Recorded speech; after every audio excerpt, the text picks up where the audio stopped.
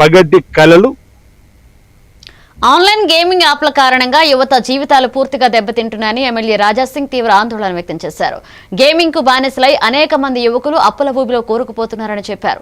ఆ పరిస్థితిని ఆసరాగా చేసుకుని అధిక వడ్డీలకు డబ్బులు ఇచ్చే వడ్డీ వ్యాపారులు యువతను వేధిస్తున్నారని ఆరోపించారు. ఈ వేధింపులు తట్టుకోలేక కొంతమంది యువత ఆత్మహత్యల వరకు వెళుతున్నారని అన్నారు. ఇలాంటి ఘటనలు సమాజానికి తీవ్ర ప్రమాదంగా మారుతున్నాయని, గేమింగ్ యాప్లను నియంత్రించడంలో ప్రభుత్వం మరింత కఠినంగా వ్యవహరించాలన్నారు. యువతను రక్షించాల్సిన బాధ్యత పూర్తిగా ప్రభుత్వానిదేనని స్పష్టం చేశారు. బెట్టింగ్ యాప్ డౌన్లోడ్ చేయకూడదు.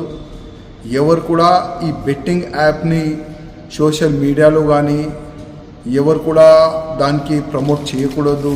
అదేవిధంగా మీడియాలో వచ్చి కానీ టీవీలో వచ్చి కానీ హీరో హీరోయిన్ కూడా వాళ్ళు కూడా ఇట్లాంటి బెట్టింగ్ యాప్స్కి సపోర్ట్ చేయకూడదని ఆల్రెడీ పోలీసు వాళ్ళు కూడా చెప్తున్నారు.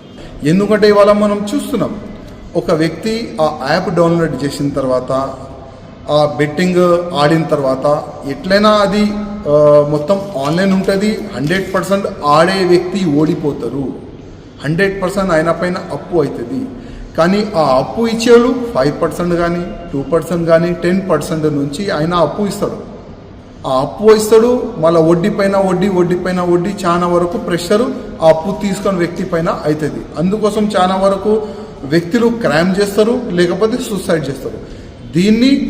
దీన్ని దృష్టి పట్టి ఎవరైనా ఈ బెట్టింగ్ యాప్ పైన ఎవరైనా ఆడితే దానికి అప్పు ఇచ్చే వాళ్ళ పైన కూడా యాక్షన్ తీసుకుంటే చాలా బాగుంటుందని నేను పోలీస్ అధికారులకి ఒక రిక్వెస్ట్ చేస్తున్నాను.